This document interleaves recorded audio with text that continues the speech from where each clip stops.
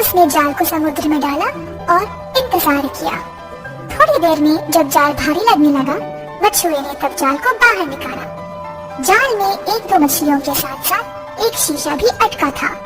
मछुआ शीशे को देखकर आश्चर्य हो गया और शीशे के ढक्कन को खोला। खोलते ही फुश से कुछ काला धुआं जैसे बाहर निकला। वो काला धुआं एक बड़ा सा बादल बना और उसमें से एक भूत निकल आया। मछुआ भूत को देखकर बहुत डर गया।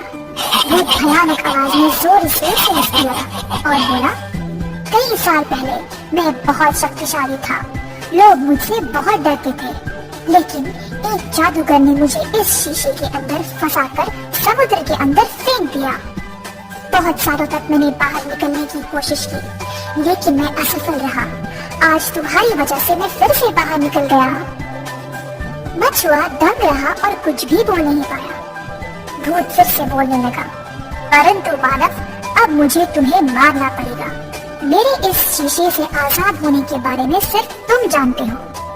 मछुआ भयभीत हो गया। तब उसको अपने दादाजी की एक कहानी याद आई। फिर उसने बोला, प्रेतात्मा, मैं जानता हूँ कि तुम मेरी जान लेने वाले हो, लेकिन मेरी एक आखिरी ख्वाहिश है। भूत गुस्से से पूछा, क्या है तुम्हारी आखिरी ख्वाहिश, जल्दी बताओ। मछुआ बोला, प्रेतात्मा, तुम इतने बड़े पर्वत जैसे हो, मुझे समझ नहीं आया कि तुम इतने छोटे से शीशे में कैसे घुस गए। ये बात मेरी समझ के बाहर है। क्या तुम मुझे दिखा सकते हो कि ये मुमकिन कैसे है?